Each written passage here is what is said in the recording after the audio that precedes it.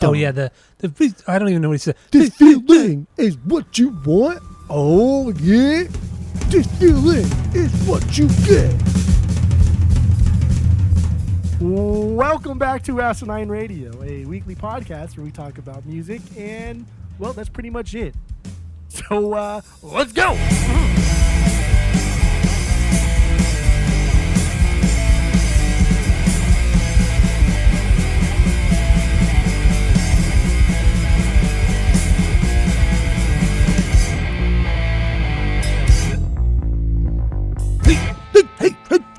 Like a goddamn dog. Woo. All right, this is Asinine Radio. Rupert, this is the shut weekly up. music podcast. What? Is that what you said, Rupert, when he barks a lot? Rupert, shut up. Well, yeah, pretty much. Get mad at a dog for doing like the fucking one job a dog should be doing. I know. We scream at him for it. Dude, Renee does the same thing. I can't stand it. Oh, man. All right, this is Asinine Radio. This is the weekly music podcast where every week we get into a different band, different artist. We break down one of the records. We get into the music, lyrics, how it was made, and everything in between. My name is Tyler, and way out there, hundreds of miles away, is Jeff. While you're listening, go to Spotify, Apple Podcasts, give us 5 stars and 5 stars only. Please go do that. We'd really appreciate it. Thank you to all the new listeners. Thanks for reaching out. Thank you for following us. It's awesome. And I don't know. That's all I got for the boring intro. So let's get into what we're doing this week. So what is it, Jeff? We are doing Turnstile in their album Nonstop Feeling. I just realized we're not playing music. We can't play music, so that whole lead up. Yeah, so we're not playing music. There too. This whole bit. Yeah, it was. This whole bit sense. doesn't even apply anymore. So yeah, we're doing Turnstile and their record Nonstop Feeling. It's their first record. So yeah, I guess let's just kind of talk about our origin story with Turnstile. And so what do you got? Go. My origin story. This is so weird not doing it without the song and the lead up. It's I mean it's fucking dumb. It's like friend of the pod Skip had said that we're going to spend 20 minutes talking about a song, whereas we could spend 20 seconds talking about the song if we could play the song. But now we got to describe the song in 20 minutes. That's fine, whatever. People can listen to the album on their own. We can't play music because we're going to get banned by Spotify and all the we're going to get streaming taken platforms. All these other cucks out there. Those are butt wipes. But anyway, my origin story with Turnstile is simple. We used to listen to Punk News Podcast fucking religiously. It was a good podcast. It had for a good like 3 years we were listening to it. There was a good round of guys that were just shit talking about Tom Trauma, punk music, but it wasn't just punk music. Like everyone had that kind of their own thing that they brought to it that everybody else kind of hated. It was just a good hodgepodge of stuff. And the Punk News website, it was also a good spot to go to read reviews, to check out new bands. I don't even go there anymore, to be honest. Yeah, I don't either. But that's how I found out about Turnstile. I was just scrolling through the Punk News website, and then I saw a bunch of kids that looked. They're like our age. They were our age. So like when I say kids, they're not like children. They were our age, but they were all on top of a roof. Not all of them, and half of them had no shirts. And I was like, damn, they look kind of cool, dude. Like you look cool with no shirt on, dude. What are you? Who are you?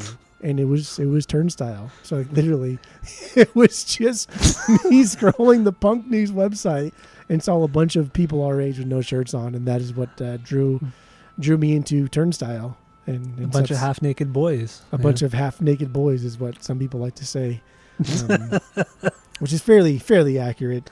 But again, they were like our age. They were men. They were men. They were grown ass adults. They were young men.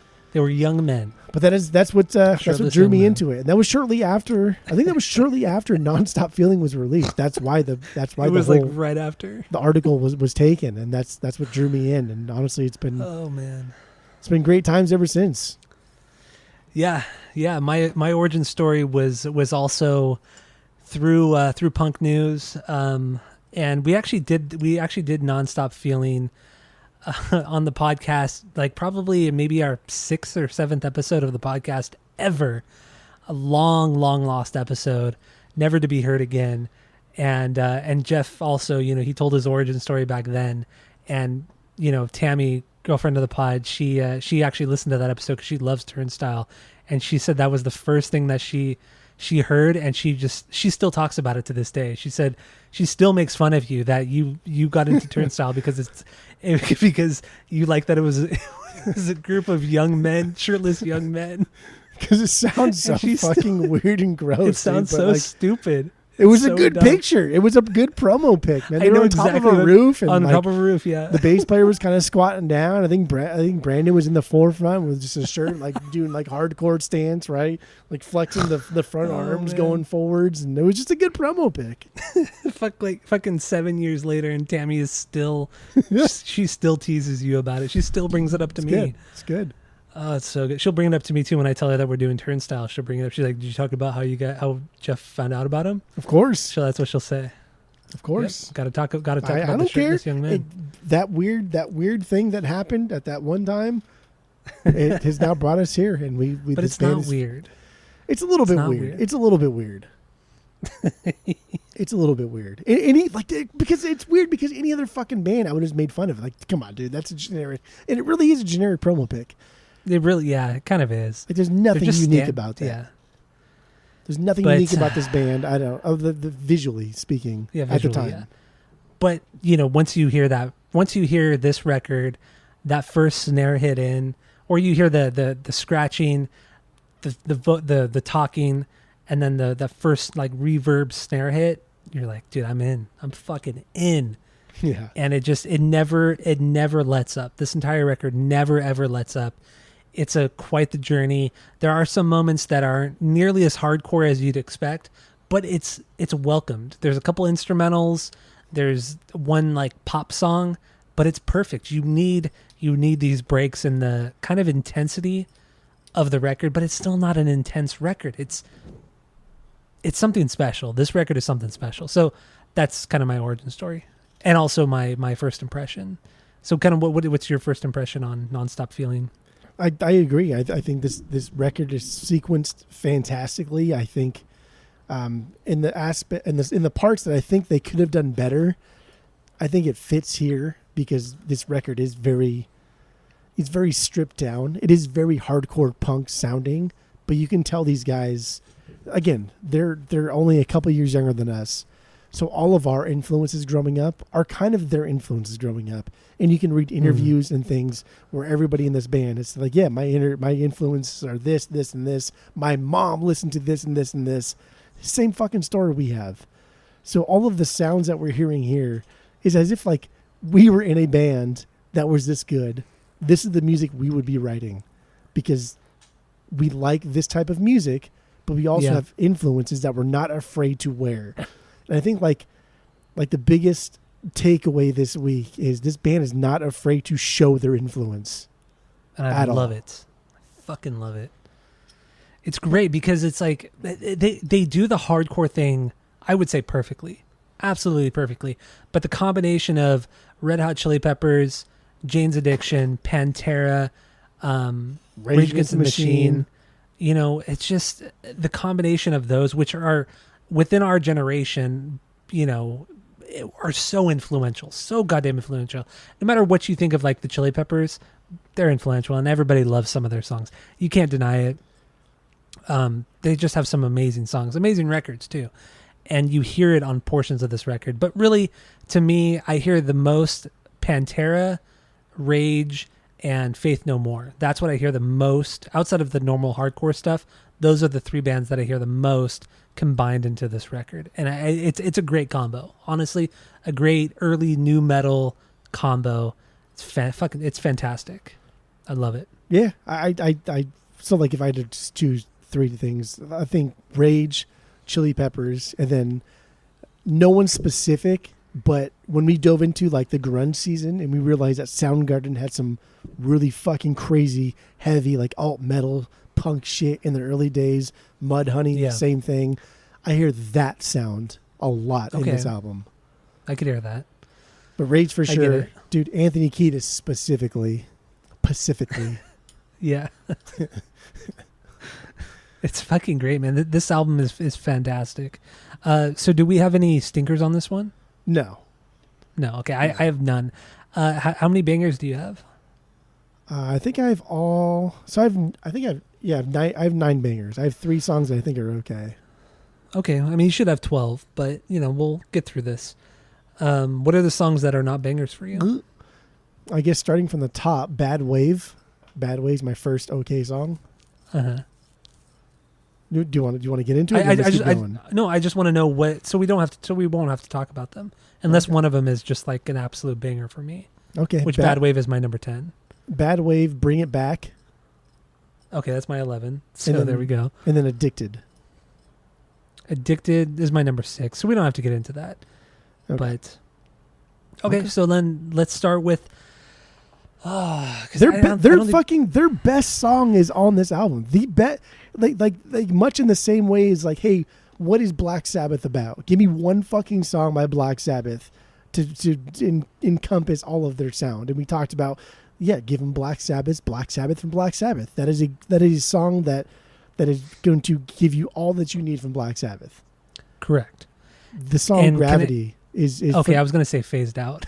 I was going to say that's the song, but dude, Gravity is their best song. Gravity is this is it. This is Turnstile at its core. This is Turnstile at its most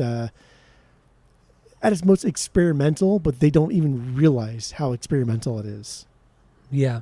So Gravity is my 4B. I do absolutely love this song. And we're also going to preface this by saying that, this album it's going to be hard speaking negatively about any of the songs on this record because they're all fucking amazing songs. They really are. Even the ones that you didn't list as bangers are fucking amazing. You only didn't list them as bangers because I had to. I was trying to be so negative. I really was, because I'm like, I don't want to come in here and be like, everything's great, even though it really fucking is. I was just trying to be negative. Honestly, that's it. They're all bangers. Honestly, Phased Out's my 3B. That's your 3. It's actually my 2B, but I feel like Phased Out is the song that represents this band, especially on this record. It represents the band the best. It has the most of what you hear on Time and Space, and it still keeps with some of the kind of poppy sensibilities of Glow On. But there's one thing that separates Phased Out from Gravity, and it's that dumb fun factor, and it's that intro and Gravity. It's just dumb. Oh yeah, the I don't even know what he said. This feeling is what you want. Oh yeah. This feeling is what you get. I don't know who says it. I don't know what it's from. I don't either. But it's so There's no dumb. info on it. There's no fucking, info on it. Dude, that's so bleeding through. You just talked about it. That's so 18 Visions. Yeah. That's so dumb. That's so of that era. These guys grew up listening to the same goddamn music. Late 90s, early 2000s metalcore. Any kind of fucking music quote or movie quote in before you drop an album. And this is the first song of technically their discography, besides the EPs, that anybody's going to hear. And it starts like this. Don't give a shit. It's the oh yeah. Like, so good. It's so good. Drops into that super fucking reverbed out drum part. And then the guitars come in, the da da da da da da da. Chunky guitars. Oh, dude, I love the tone of the guitars on this record. It sounds like nothing. It sounds like nothing they've ever done on any of their records, EPs. Nothing like that. It's this like perfect combination of distortion, reverb, fuzz. It's this perfect tone. Perfect guitar tone that sounds nothing like music of this time, of the last 20 years even. Like this kind of guitar tone sounds like very late 80s, early 90s, like maybe Suicidal Tendencies, maybe it's just different, man. There's nothing like it. It makes me think of like what's that band, that surf punks band? What's that band called? Oh, Surf Punks. Is it Surf Punks? Yeah. It kind of reminds me of that a little bit. It's just My Beats, My Wave. Really, it's so that good. Cool kind of reverbed out guitar thing, which they do a lot on this record. It bleeds into Time and Space and a little bit into Glow On, but it's really on this record, and I love it. I mean, Gravity is a great opener. Great thesis statement for the album for sure. And like and this is a band that has released a couple EPs already prior to this, and they dropped Gravity, and Gravity is the first track in this album. And so all these hardcore kids especially in the Baltimore area, man. The people like were so prideful in their their scene, and I say because we're spoiled as fuck in Southern California. Yeah. You know, it's like what comes out of Baltimore, man. Hardcore fucking music essentially started in like Northern California. That's just Northern California. Yeah, that's fair. Mid California. That's where it started. But that's fine. But there's also New York hardcore, but that's fine. Yeah, New York hardcore, whatever. It actually has nothing on West Coast. It does not. You're right. It does not. It does not. And like, this is the first thing you hear. And so that part where it's just in gravity. So you hear him singing, and that's what people fucking hate. And when I was diving into these forums on Reddit where it was like, is Turnstile a hardcore band, a post-hardcore band, a punk band? And like 8 out of the 10 comments were always just like, oh, fuck Turnstile. They're fucking realistically, it was like, fucking Turnstile is gay. They're fucking lame. They're the worst. They're fucking not hardcore. They're not punk. They're not anything. It's like, are we really still on this? Like in like 2020, seriously. Is this really how we fucking talk now? Like, seriously, the band that is doing more. And if you didn't listen to the rankings episode, I'm gonna reiterate it. Yeah, go for it. Yeah, the band that is like redefining the genre of hardcore punk. The band that is like doing more for hardcore punk music than anybody else has ever done, even more than any of your of the OG guys, even more than Ian MacKaye has ever even thought to do. In his whole Riot Girl inception, where he tried to like infiltrate that thing, and everybody kind of like, I don't know if you should be there, bro. Like, Turnstile did it. Turnstile has done it. With Glow On, they did it. They included every single fucking facet of life into their hardcore music. And Glow On is a hardcore album with synths and then 80s new wave things. I get it.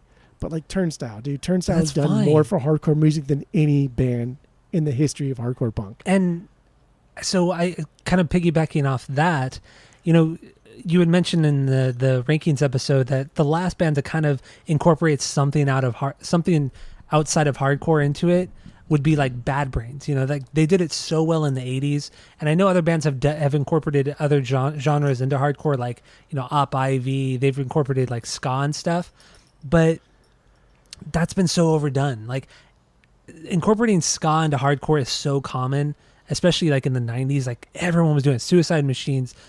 Just everybody was fucking doing it, but nobody was incorporating nu metal. Nobody has incorporated nu metal. Nobody has incorporated, funk kind of stuff. Nobody's incorporated, kind of weird experimental things, Pantera kind of stuff, except for Turnstile. Like, Turnstile was the one to do it and do it really well. Yeah, maybe they weren't the first ones to do it, but they did it really, really well, like perfectly. The way they've incorporated all these genres, and it's just it's fantastic. And Gravity is a great example of that combination of everything. And it's just not. I love this record or this song. And I know it's going to be blasphemous, and people may hate me for this, but like Bad Brains incorporating reggae on that first album, no, they didn't. They did a reggae song.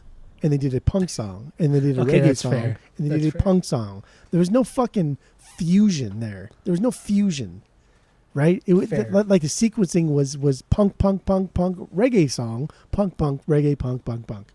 It's like, no, there's no fucking fusion. If it was highlighted on like maybe a couple upstrokes on the offbeat on a punk song, but that was it. Nothing like Op Ivy did. Absolutely fucking nothing like they did. They revolutionized that shit for sure. Bad Brains, like, they get spoilers. They're put up there, and I think I'm not that big into this scene. I get it, maybe whatever, but I own both of them. Gorilla Biscuits, dude, they're so much better than Bad Brains. They just really are. Oh yeah, they're so much fucking better. I love. They're both so much of them. tighter than Bad Brains. I feel. I think there's more melodic. I think they're more melodic. I think they drop harder. I think they're more aggressive. I think they're better in every way. The only thing Bad Brains has is they do reggae. That's it. That's really it. And they don't even do it good. They just do it. That's it. They just do it. It's like no effects. They do reggae, but they just do it. They don't do it well. They just do it. Dude, like Eek the Meek and shit like No Effects does. Like, it's fine. Like, it's cool. I love it. It's good. It's nothing great though. Yeah, I get it. Gravity, All man. right, so- Gravity. I think is Turnstile's best song. I would. If there was a thing we'd ship off to aliens, if aliens say, "Hey, what's Turnstile sound like?" I would send Gravity. Yeah, the one band we're gonna call out is Turnstile. Yeah. Yeah, you'd send them Gravity for sure. Well, not really, but this is also a great song in that it has you could hear the direct influence of Pantera and also the style of Zach from Rage Against the Machine, the vocal stylings of Zach, because that big heavy riff is very Pantera. That kind of like Dimebag had this like he kind of had this fuzz sound to his style. And he also had a lot of high end in his playing. There wasn't that much low end. It was very much in the vein of Randy Rhoads, but not as fast. It was just heavier and clunkier. And I feel like they took that part of Dimebag, mixed it with Zach's vocals, and that's kind of what you get with Gravity, with some melodic stuff, obviously. But overall, I think that's like the direct influence were those two bands. Yeah, That's just how I feel about it. I totally agree. I think a lot of the higher end of Dimebag's playing came from, obviously, Pantera wanted to be a glam band before they were one of the most iconic like metal bands of all time. But they wanted to be a glam band. Pantera never really had any low end sounding songs. We listened to their whole discography, and none of it was super low end, super sludgy, nothing like that. It was always it was always Dimebag's bright tones, and then Phil's like guttural screams and yells, but then he would go into these like crazy anthemic vocals. Like Phil Anselmo, honestly, underrated vocalist. Really, really is underrated. It's a shame he's kind of a douchebag, like, he might be kind of a douchebag. I don't know. I don't think he's all right. Yeah, that's a whole nother rabbit hole. But they, like Pantera. No offense to Rex Brown, I think that was the bass player.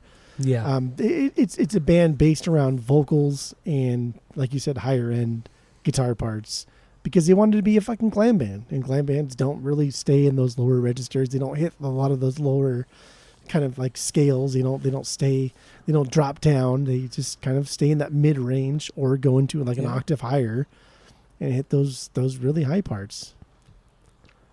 Yep. I guess that kind of makes Kurt Hammett like a good all-around guitar player, because he does know how to hit. I mean, he only plays in the minor pentatonic, but he does hit like the lower and the higher octaves. Yeah, you're right. But I wonder if that's like more of Kirk's playing or more of the influence of James. That's probably James telling him, like, "Hey, dude, you should play more like this." Yeah, it's so dope. cool, like watching James play a lead part, because he plays it so much cleaner than Kirk does. Like he's a way better, one of the greatest rhythm guitar players in metal, and he can still rip it up as a lead player too. Like better than Kirk, really, in all honesty. I think I just tangent here. It's fun watching even today, even with the 72 seasons that come out, watching James play and still looking at Kurt while he plays some type of like semi-complex lead part with his tongue out, smiling, moving around. And then you watch Kirk, dude, and all of his solos, stand still, stare at my fingers, do that thing. But James can like, maybe he's just like the complexity of what he's playing. But James is like walking around, he's smiling, interacting with the crowd, playing like pretty semi-complex lead parts. Yeah, and Kirk stands still. It's crazy, man. It's crazy. And James's right hand, man, one of the greatest right hand guitar players, or like strumming hand.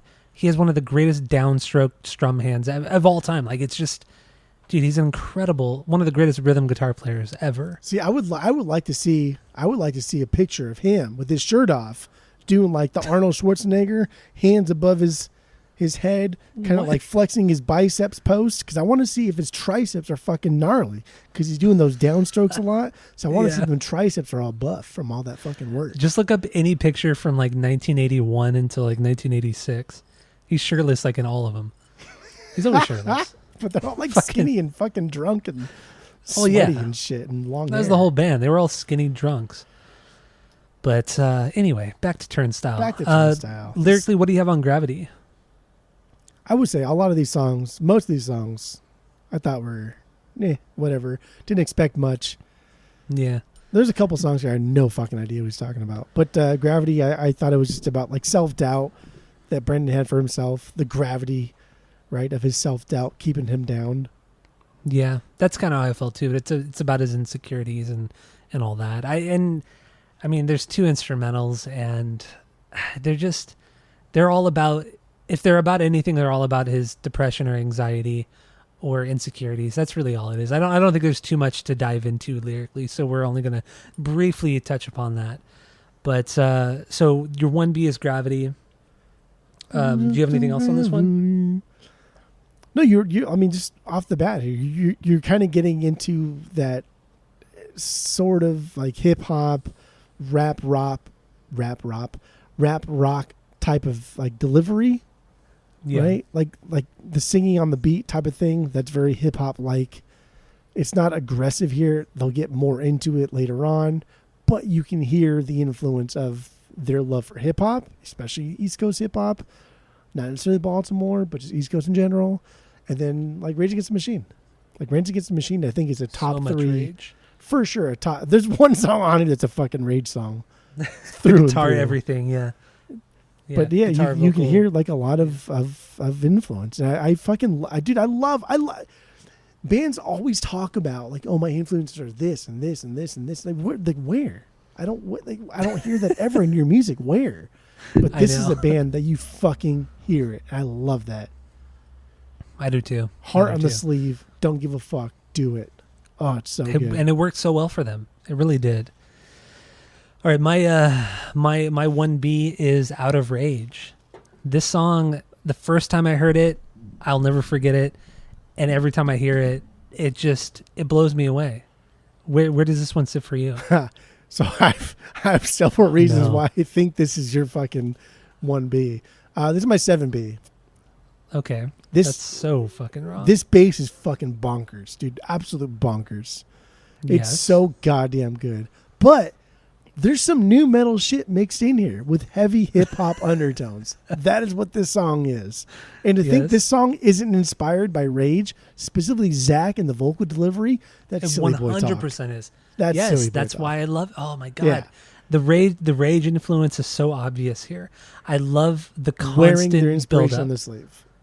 I love the buildup of this with that bass coming out of Blue Bayou, which is a very pop rock based song. That song fades out, and then you hear that doom doom doom doom. You just hear that very low bass come in softly. It grows and grows. The drums come in super fucking hard. The doom, ga, doom doom. It's super fucking simple, kind of 4 on the floor thing. It hits so fucking hard. It grows and grows and grows. And then his screaming when he sings, "I'm out of rage." It feels like really heartfelt. I love that buildup. Also there's some like cool little Korn guitar, high pitched like harmonics and shit, or like shit that I don't even know what it is. I don't even know what they're doing. They're just playing these weird, quirky things that you hear off of like Follow the Leader or the first Korn record or something like that. Just wonky ass shit. I fucking love that kind of inspiration there. Just everything about this song is incredible. It's outside of Blue Bayou. This is also one of the standalone tracks. Nothing else on the record sounds like this one, and I love it for that. And I love Blue Bayou as well. But Out of Rage, man, it's something else, man. Just the dynamics of this song, the ups and downs, the highs and lows. I fucking love it. Love it, love it, love it. I think I ranked this a little bit lower because I did like Bullet in the Head. I thought this song is identical to Bullet in the Head. It progresses to that point where Bullet in the Head gets faster and faster and faster. Yeah. Everybody's yelling, or Zach's just yelling. Like this song is very much like Bullet in the Head. So I think like that's why it was here, because it is them showing like, hey, here is one of our biggest influences, Rage. Here is our song paying homage to Rage. Still a banger. Doing it in half the time. In like seriously. 3 minutes rather than 6 minutes. And you're right. I mean, it's kind of the same building blocks of Bullet in the Head with the double time. It's the double time at the end that I love too. Fucking love that. Just like Bullet in the Head, it does that too. Only Bullet in the Head ends with that amazing outro with Brad Wilk's drum part, but it's just fucking incredible. But yeah, I don't know. I love Out of Rage. I think this is just a perfect song. Great, showing how much they're influenced by Rage and nu metal in general, honestly. And nobody fucking talks about that with Turnstile. Nobody talks about the nu metal influence, which is so frustrating. They're always like, "Oh yeah, they're just this great hardcore band." Now they're incorporating all these pop sensibilities into their music, but it's just like you gotta look deeper. You gotta dig deeper. Like, show more appreciation towards nu metal. I know there's been this nu metal resurgence within like the music world, but you got to give that genre more credit. Like, it's so underrated. There's so many cool things. We just came out of nu metal season. We just spent a month in nu metal season. And you, a true hater of that genre, you really came to like a lot of the shit we listened to. There's some really good stuff from that era. It's underappreciated for sure. I would have to go back and look at my graph again, dude. I liked a lot of it, but I've always liked a lot of it.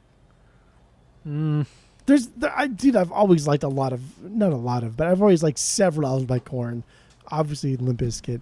If we're going to talk about System of a Down, Slipknot, there's a bands that like everybody fucking likes these bands. Some bands have surprised me, but like I've liked Power Man 5000, I've liked Static X. So like to say that nu metal is underrated, I don't know. I think nu metal serves a purpose. It bridges a gap. It holds a place in time. It did something that music needed as a placeholder, and kind of like Batman, like the Nolan trilogy Batman, when like everybody was against Batman after he supposedly killed Harvey Dent, and then Gary Oldman, Commissioner Gordon was like, yeah, he's the hero Gotham needs, just not the one that it needs right now, like because he can take it, he can take the hit. Yeah, that's like nu metal. Nu metal is kind of like what rock music fucking needed. It's just we all shit all over it because of its placeholderness, but no other genre could have endured. Honestly, yeah, you're right. You're totally right. Not saying it's good or bad. I'm just saying like it's fucking resilient. It really is. The big bands have really stood the test of time. It's pretty cool. Pretty cool stuff. Yeah, Out of Rage, dude. It's a good fucking song, man. It's a great fucking song. Okay. So what do you have lyrically on this one? That's about someone who's a downer. Someone who just sucks the fun in life out of the room and just out of the person in general. Yeah, I got that along with, that kind of person also being a very disingenuous person.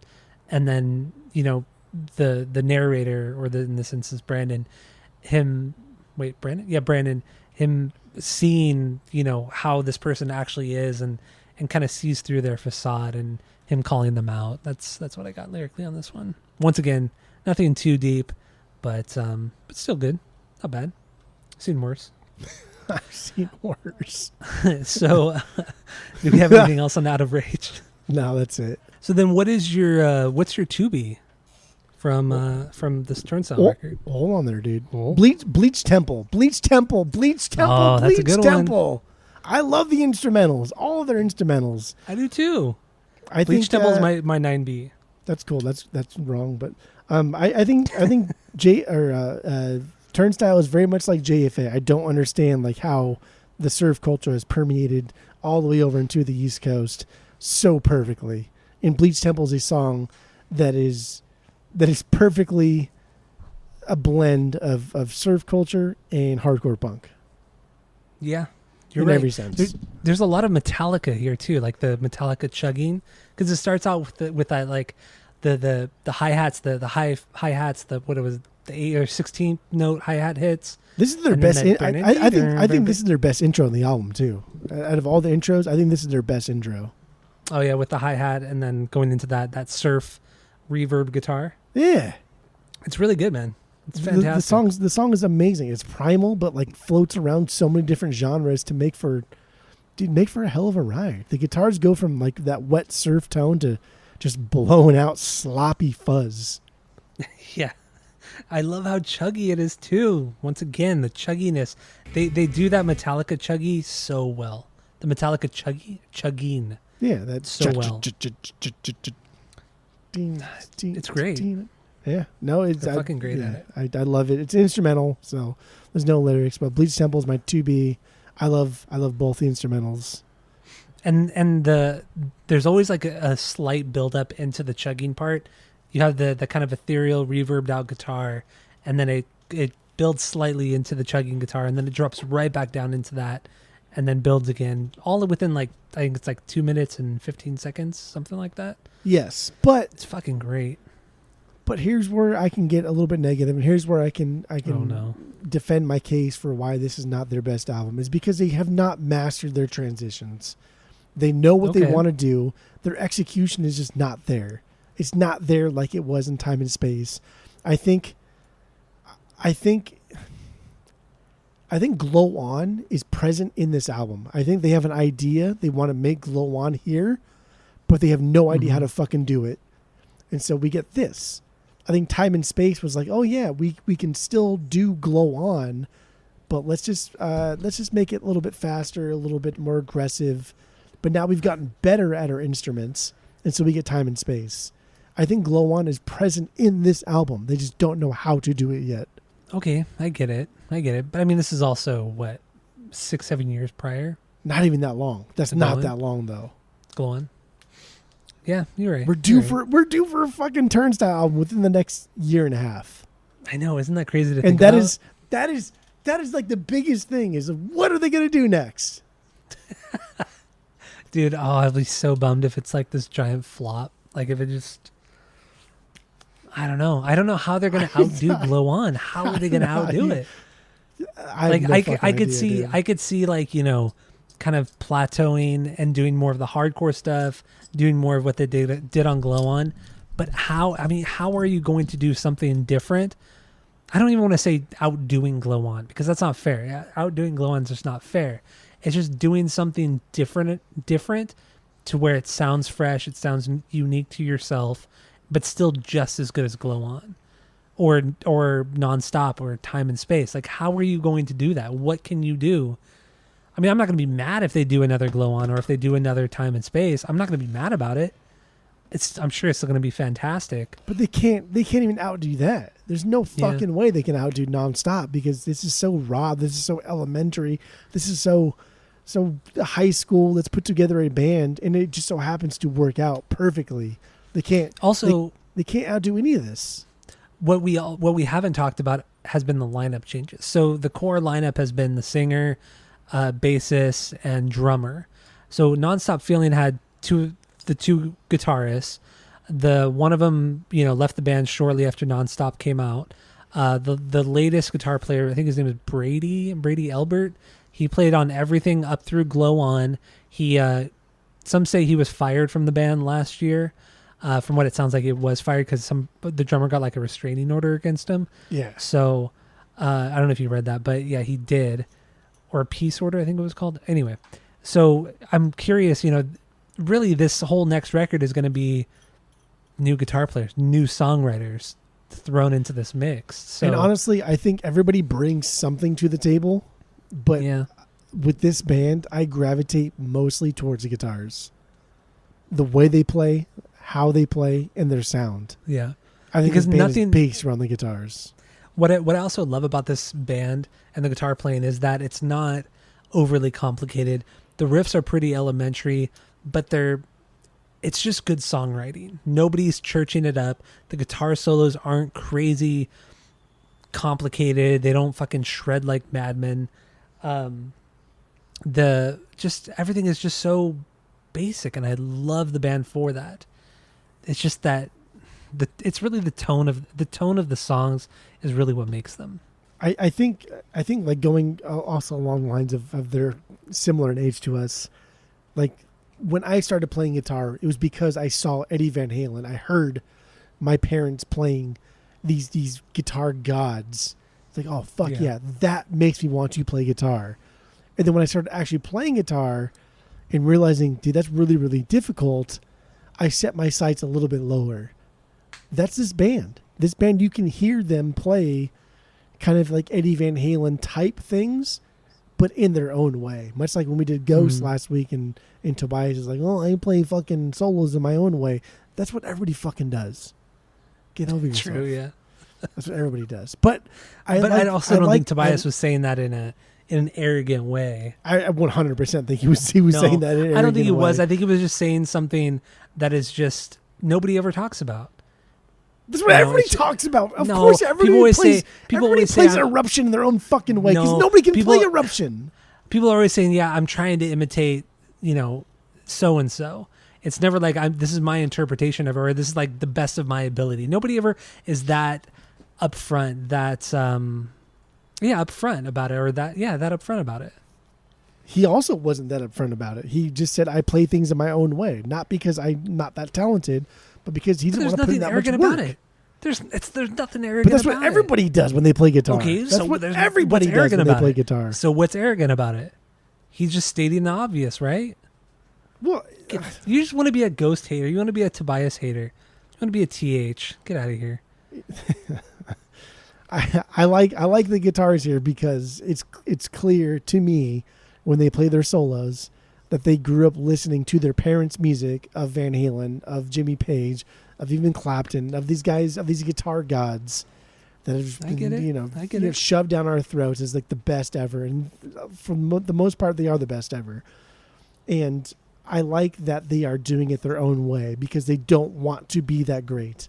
And it's not out of like I don't want to practice that much. I just don't want to be like that. I like what he did. I like for me personally, I like that Van Halen. Like Eruption is what got me to play guitar. It's one of the songs that got me to play guitar. I know. But I don't ever want to do that because first of all, I don't want to put the fucking time in. And I think that's also what this band does, dude. They don't want to put the fucking time in. And even in Time and Space, his guitar solos have gotten better, but they're still not great. They're not a great guitar solo. It's just not good.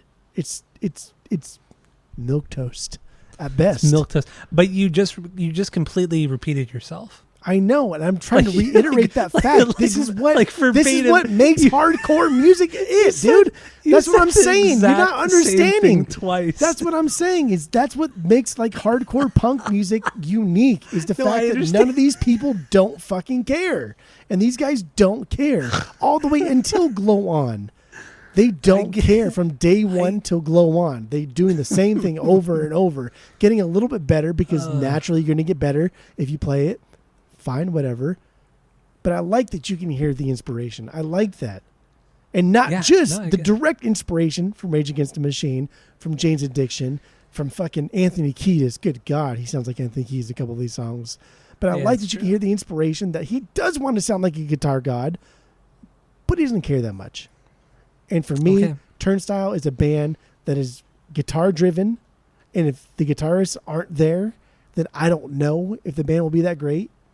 And then the drummer's gotten so much fucking better because he's gotten a lot better. So much more comfortable in what he does. Yeah.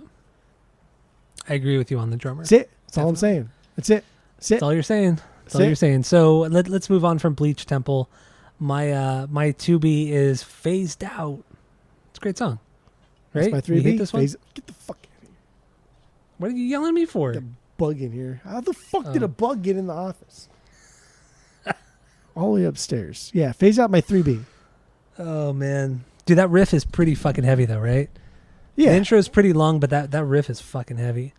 So post like grunge season, realizing that like some of those bands had like fantastic outputs, right? Like we talked about like Mudhoney and Soundgarden. This is very reminiscent of alt metal sound of the 90s, like that era, that genre that's going on. That's what this song reminded me of, and I loved it. Straightforward punk song in that vein. It is, but there's a nice build up in the intro, even though the intro drops into this verse that kind of, I don't want to say it double times it, but it picks up a little bit, and that verse, and it keeps up that pace during the verse and everything like that. Some great chugging guitar in the chorus. And I love when he screams phased out, when he goes phase, dun, dun, dun, dun, out, dun, dun, and he yells the phased and out right on the snare and crash it.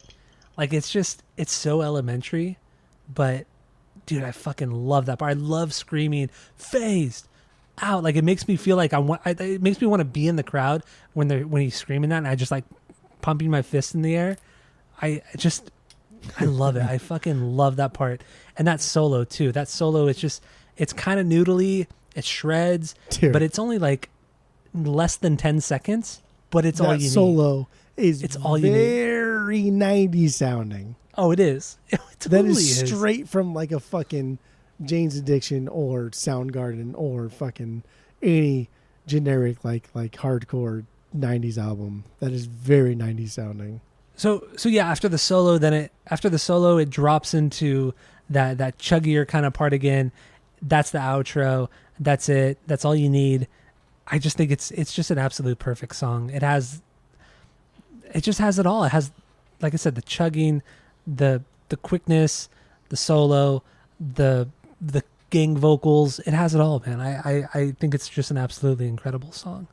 So what do you have lyrically on this one? I don't know. Is it like a heartache song? Is it like phased out, being him feeling like he was phased out of somebody's life? Is that what's happening here? So I interpreted it as being treated poorly by the person you're dating, but then realizing that you also kind of do the same thing, so you can't be too upset about it. So it's like you're just as bad as the person that's making you feel this way. So it's kind of like this, I guess, indifference that you have about the feeling. Okay. I don't know. That's kind of how I feel about it. That's what I thought about the lyrics. Little deeper than I got. That's good. I could just be, completely pulling this out of my ass. So who knows at this point. So what do you have for, what's your 3B? Third banger? No, that was my 3B. Phase out's my 3B. Oh, that was? Yeah. Okay. So my number 3 banger is Can't Deny It. Whoa. Love that song. Good. Huh? That was good. This is my 6B. But that's like the best part of the song. That's probably like one of the coolest parts of the whole song. Dude, I album, fucking right? This song is such a banger. I love that guitar tone, right? It's surf rock meets like psych rock that turns into this wacky punk shit, which they'll perfect like their transition later on in their discography. Again, I'll say, but like this is cute. This is like kids just being kids.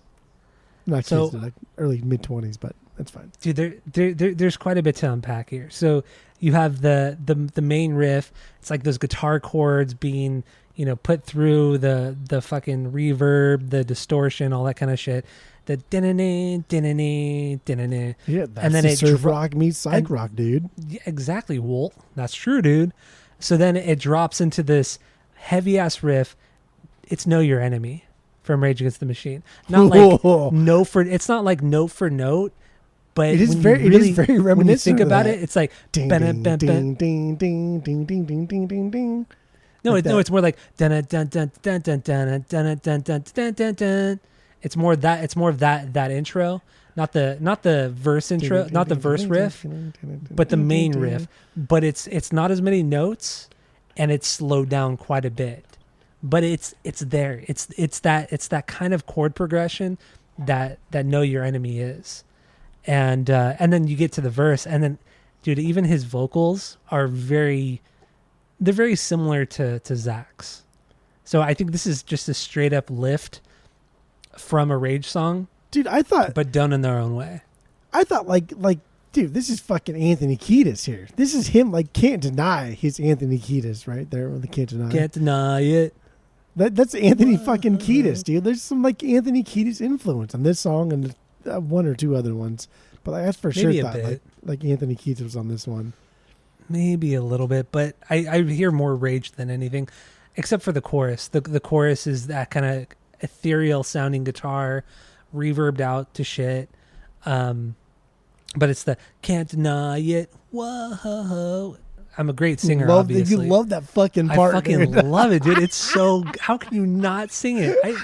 I hate singing because I'm such a horrible singer. I know, but you only sing if you fucking absolutely love it. That's good. It's beyond catchy. It's one of it's so good, man. It's almost as catchy as when they sing "It's a Holiday" off of Glow On. Like that always gets stuck in my head, and so is Can't Deny It. Right? How is that? How do you not love it? I mean, I do think it's When he says fucking can't deny catchy. it, and then the It's- whoa, whoa after, you're stupid if you don't like that. I think like the intro to Gravity is like the most catchy thing they've ever done. I don't It's know. not. I It's good. I think after the pod, go listen to Can't Deny It, and then you'll realize that I'm right. if I had this on the fucking vinyls, I would listen to this tonight. No, I you don't, would, 'cause you but stole you it. know there was a fair trade. It was a fair trade, and now I have it on the vinyls. We traded fair and square. Come on, dude. So good.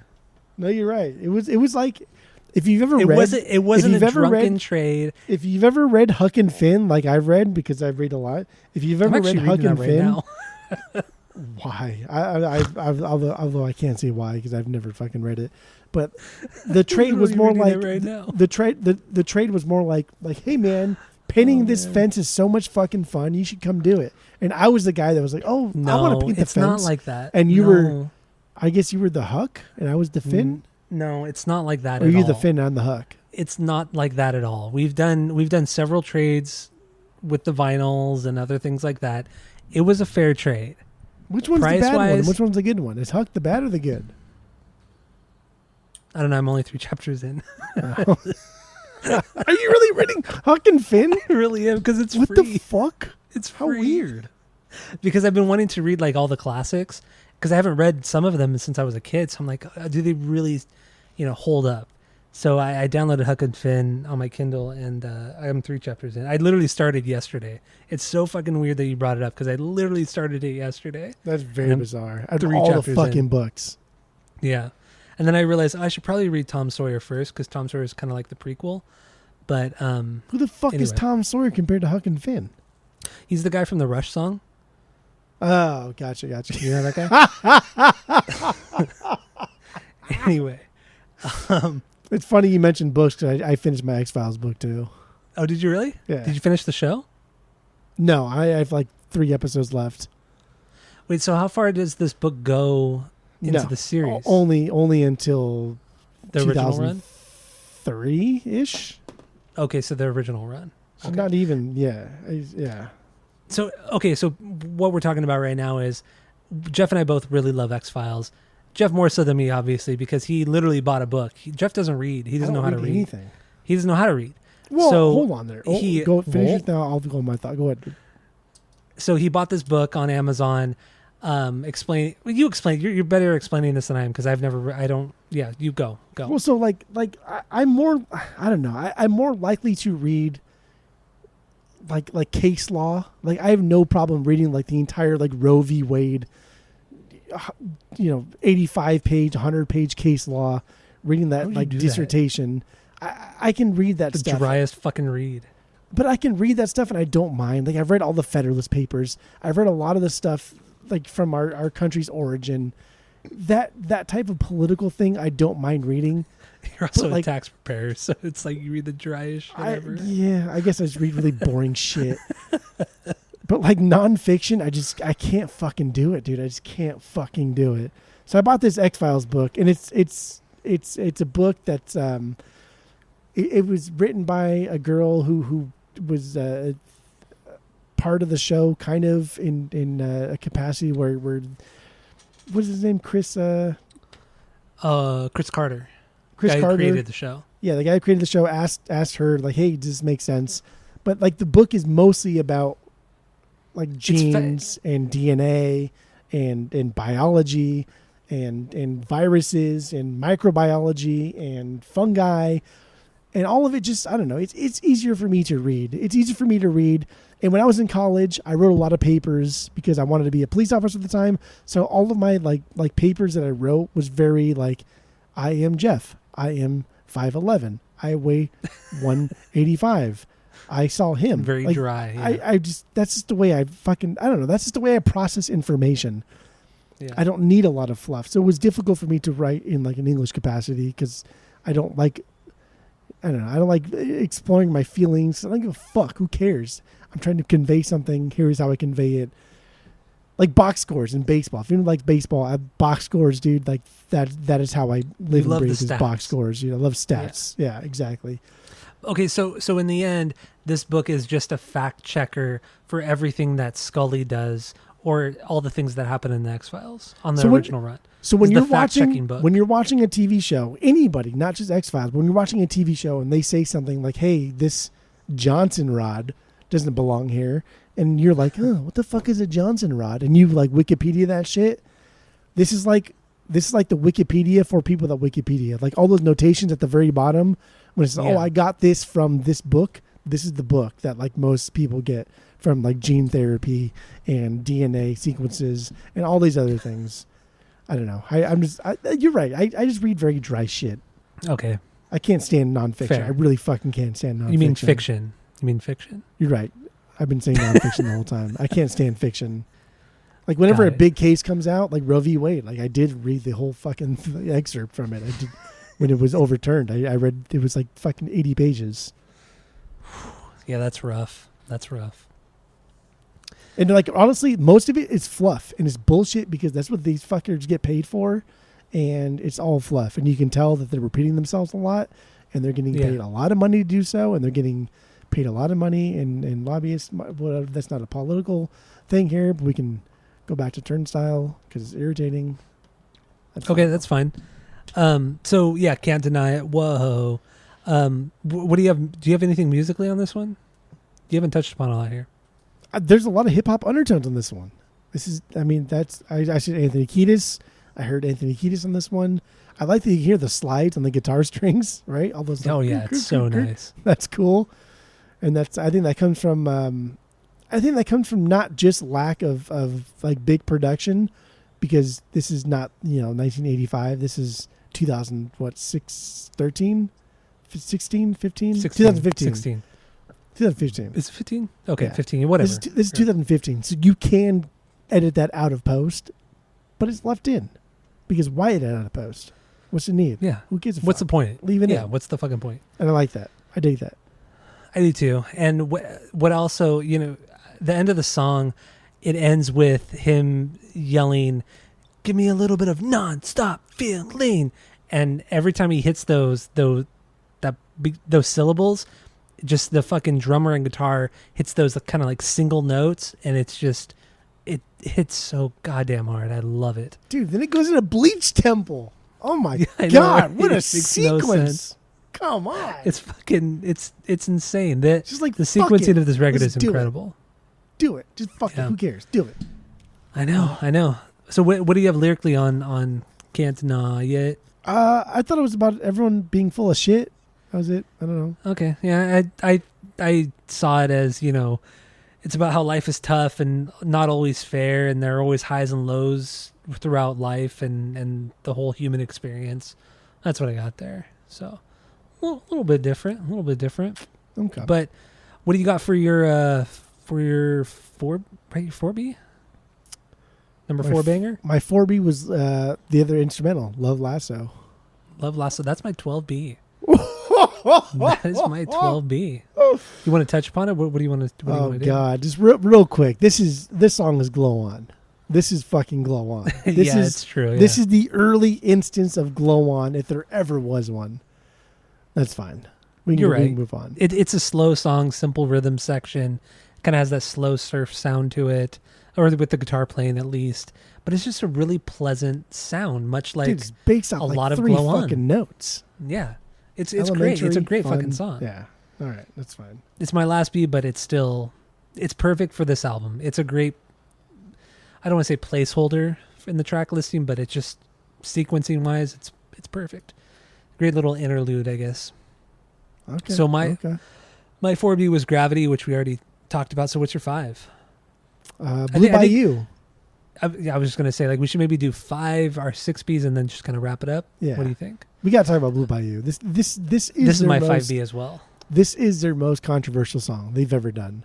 This is what separates the purists from the haters. The boys from the men, pretty much. I don't want to say boys from the men because I feel like we're more in the men category, but we still kind of hate like the boy shit, right? Like this song is not like Okay. their best song, but it's not the worst song. But like on this album, if you look on Spotify, this is their most listened to on this album by leaps and bounds, by millions Which is of annoying. listens. which is very annoying because it's not the fucking best song. It's the 5th best song. That's a fucking fact. We've just decided that it's fact. Like that show, I think it's fact or fiction. That's fact. It's only as high in on our banger list because where it sits within the album, because you needed this kind of like break from the hardcore, the craziness of the record, and you needed this pop rock song. So that's why it sits so well. But if you were to take this out of the context of the record, this is not a great song. Vocally, it's not that great. They're not. That's very the worst great part of the song is the vocals. Yeah, dude. the vocals are the Everything worst part. Else is so goddamn good. But like just the guitars, like the song itself is very, very basic, very elementary. Nothing is. It's just basic. It's a basic song, but it's necessary within the context of the record, and that's what I love about it. But it's just stupid that people. It's why so many people stream it on Spotify. I don't get. But this is the song that I heard that, dude. Wolf. This is the song that so many like hardcore purists and metal purists. This is the song that they shit on the most. And I read some really fucked up shit, dude. And it was gatekeepy to the max. And this one fucking website I was on. I wish I would have wrote it down. But imagine like lambofgod.com or some shit. Because I think it had something to do with lamb. And they were like, yeah, fucking Turnstile's first album gets a 4 out of 5, but Cannibal Corpse's 17th album gets a 3 out of 6. I was like, are you fucking kidding me? Like, are you fucking kidding me? And that shit. Wait, did you say 3 out of 6? Yeah, I just say 3 out of 6. It made no sense whatsoever. Nobody would ever fucking say 3 out of 6. I did say that. You went from 4 out of 5 to 3 out of 6. Because I was trying to be more egregious. I was going to say 3 out of 10, but that was too crazy because they're not 3 out of 10. Even then, it wouldn't make any sense. It makes no sense with what you're trying to make. Anyway. You are out of control tonight. Anyway, Holy I'm just shit. so fucking mad, dude. I'm just so upset that like a band that is like truly like progressing the genre in a direction that has never before been seen. Never before been seen. Never. That sounds fucking weird. Never seen before. Never seen before. Yeah, the genre has never seen this kind of band. Never before. Never before seen this kind of band. Never before seen. It still sounds weird. Dude, English is hard. It's every episode. I feel like we have one thing that we just can't fucking get around. Like Blue Bayou is the song. Blue Bayou is the song that everybody quotes. Everybody references, I should say. References. You're out of your mind today. Everybody references Blue Bayou saying like, this is fucking pop bullshit. This is a poser band. They're fucking gay. Fuck this band. Man. All this other stuff. And it's just like, dude, come on, man. This band is doing more for your metal genre. This band is doing more for Lamb of God than like any other band is doing. Like this band is bringing people together. This band is bringing outsiders into it. And again, like I say it, but like, holy fuck, dude, how many of those like hardcore shows, punk shows have we been to in our early days where there was not one fucking female in that crowd? You're right. You're totally right. But now we see like a lot of them. We see more than one at least. This band is fucking doing it. Yeah, I do love how welcoming this band is. Not only the band, but the fans as well. Like, it's a great mix of everybody, not just gender wise, but just when you look at the people in the live videos, it's just like people of every kind of, not lifestyle, but like, but every. Dude, race, like ethnicity, gender, like from the punks, the punks, the normal average Joes, just everybody you can kind of think of. I see in these crowds at these Turnstile shows, and it's crazy. And then touching more upon their live shows, they're some of the craziest shows I've seen since going to hardcore shows back in the early 2000s, like back in the days of Showcase and early Chain Reaction. Early Glass House. Like, I haven't seen crowds act like this since then, like literally 20 years. I mean, I know Turnstile's been doing this for over 10 years, but I mean, honestly, even watching videos from last year, from 2022, they played, I don't remember what show. It was somewhere here in the US, But dude, they have no barricade. All the fans are up against the stage constantly. People are just running on and off the stage, just jumping in to the crowd. It's just, I haven't seen that kind of crowd surfing since I was a teenager. Seriously. There has been no barricades since we were teenagers. Nah, that's true. I mean, yeah, I know now they're playing bigger shows. Like they played Brazil, I believe it was Brazil late last year. And, you know, it's a huge festival. Right now they're playing with Blink. They're opening up for Blink. So there's a big barricade there and the dividers. But, you know, when you watch them play their own headlining shows, they don't have that kind of stuff. And the fans are meant to just kind of go off. But you never hear about instances where people are hurting each other. It's all very, you know, of the scene back in the day. You know, it's like you protect each other. That's how it should be. Yeah, there's going to be accidents. Obviously, some people are going to get hurt, but it's never intentional. There's no hostility, and that's what I love about this band, the crowd, and what I see in these live shows from the videos I've seen.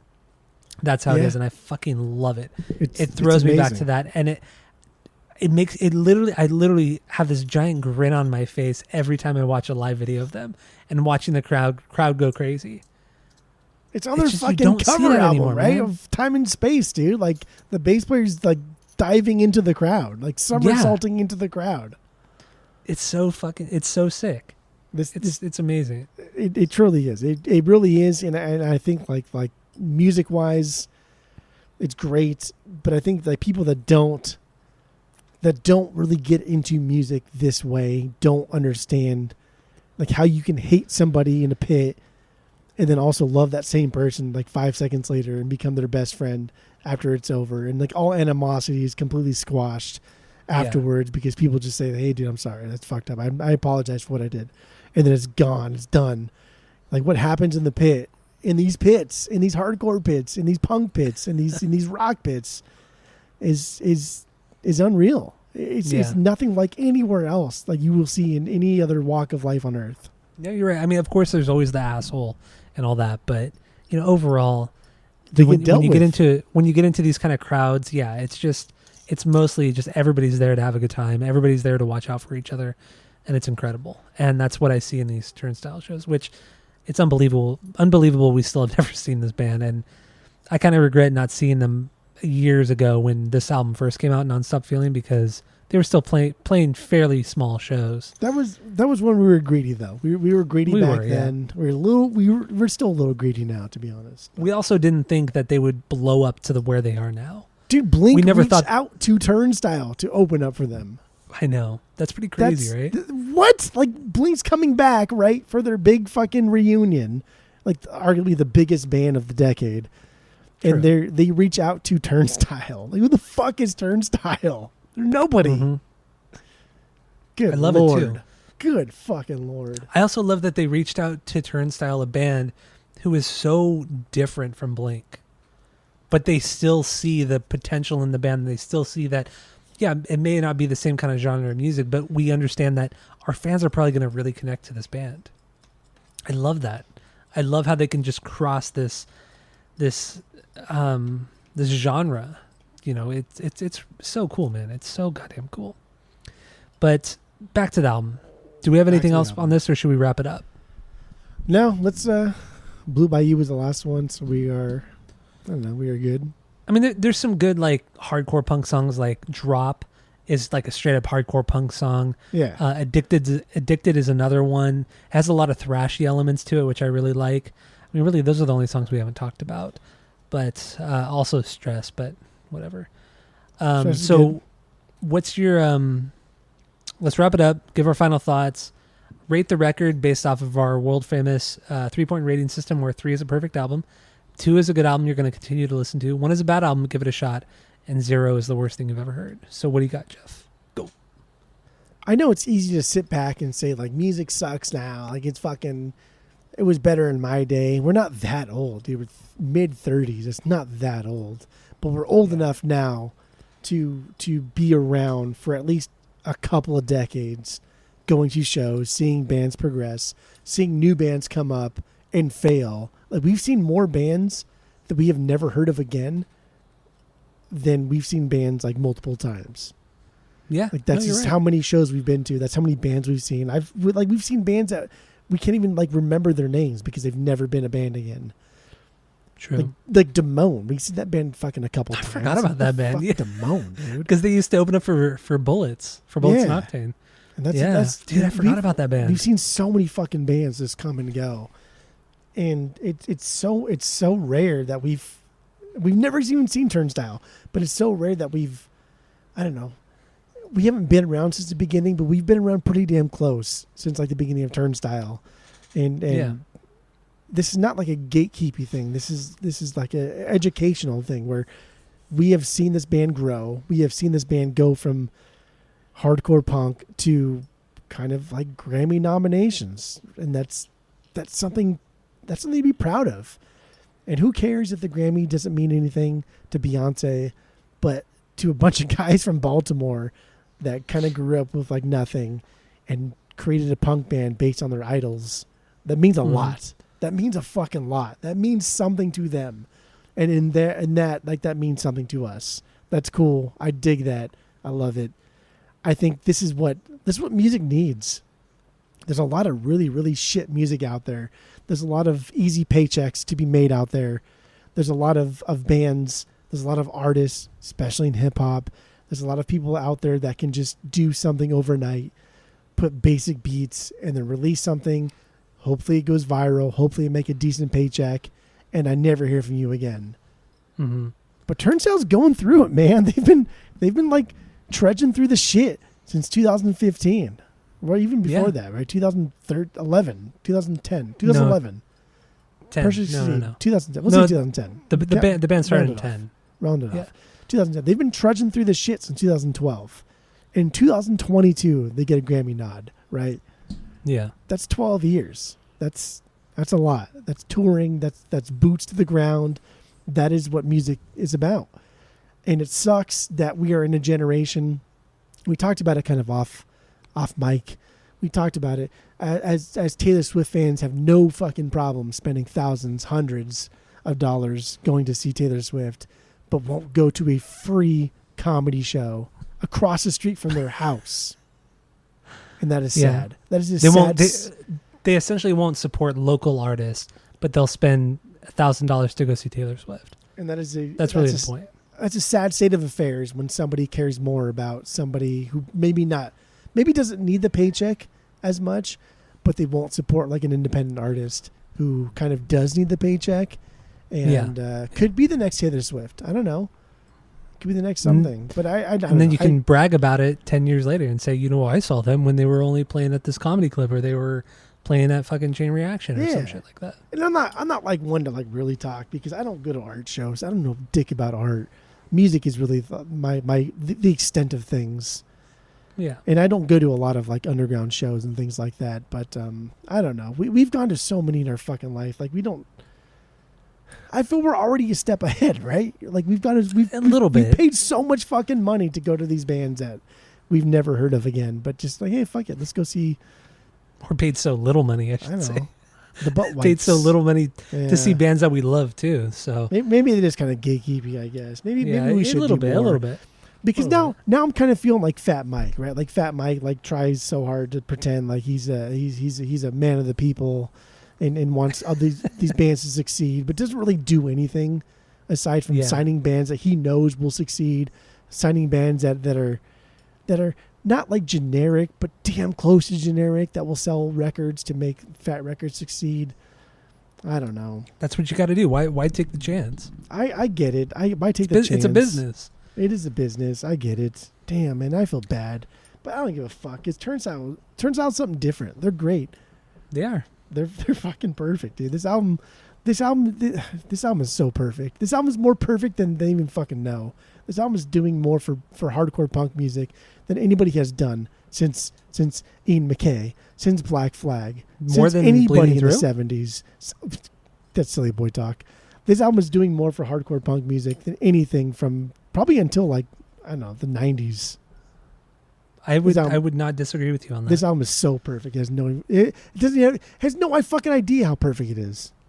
Yeah, no, I think you're totally right. There was definitely a lull in hardcore hardcore music, hardcore punk music throughout the late 90s up until really Turnstile, until the mid 2010s. So I totally agree with you on that. So what would you rate this record? It's perfect. This is perfect. Perfect 3 out of 3. This is like Vince Vaughn and Swingers. You're so money, you don't even know it. Don't even know it. You're so perfect, you don't even fucking know it.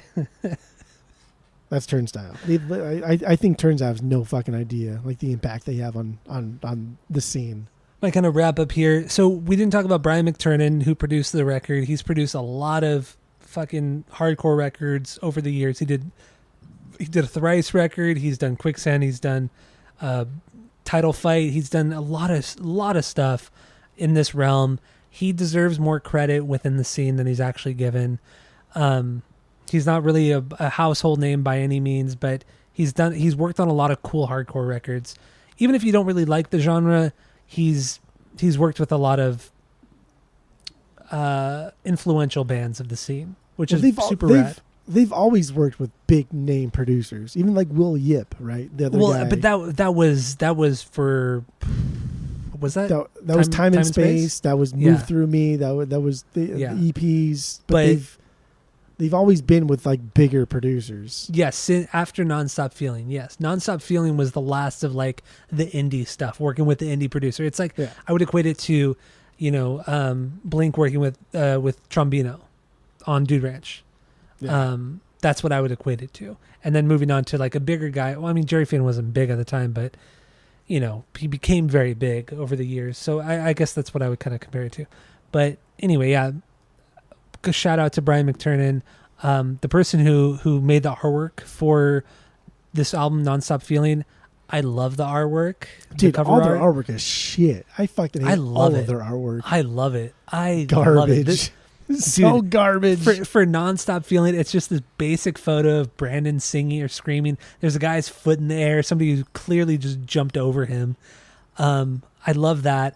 I love the kind of 80s color scheme, kind of Fresh Prince of Bel-Air font, colors, like designs and everything. It's very, very late 80s, early 90s. I love it. It's over the top. It kind of sets this kind of feel for the record that you're going to get, because like we talked about the Chili Peppers, Faith No More, the early 90s kind of stuff, late 80s, early 90s stuff, Rage.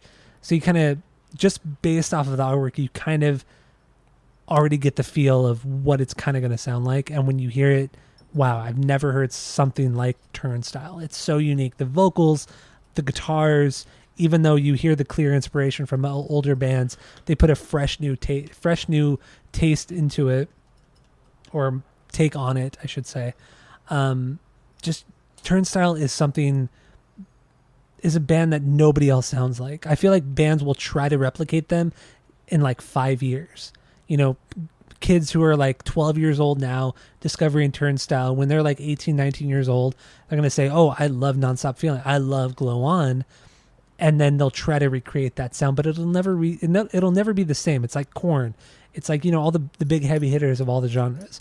There's always the people that try to sound like that big band. And Turnstile is going to be one of those bands, especially within the hardcore scene. But nobody's ever going to sound like Turnstile. They're unique. You're very, very unique within the genre, and I fucking love it. I love this band. Love this record. Every record they put out, EPs and all. So with that, I'm going to have to give this a perfect 3 out of 3. Without a doubt. Artwork, lyrically, not so much. But artwork, musically, songwriting, perfect 3 out of 3. I love it. Absolutely love it. So that's what I got on this one. Okay. It's perfect. It's perfect, dude. I agree. I think all of the records are perfect. I think they do no wrong. They've done no wrong. Never, ever. I'm fucking excited for the next record. Me too. It's got to come out within the next year. It's gotta. Yeah. They're not big enough to do some big, year-long recording or anything like that. Especially in this day and age, it's just not going to happen. It's not the band. It's not the genre. No, not at all. Not at all. All right. We have anything else? That's it. That's all. All right. Well, thank you all for listening. You know what to do. Give us 5 stars on Spotify, Apple Podcasts. Thank you for listening. And that's it. That's all.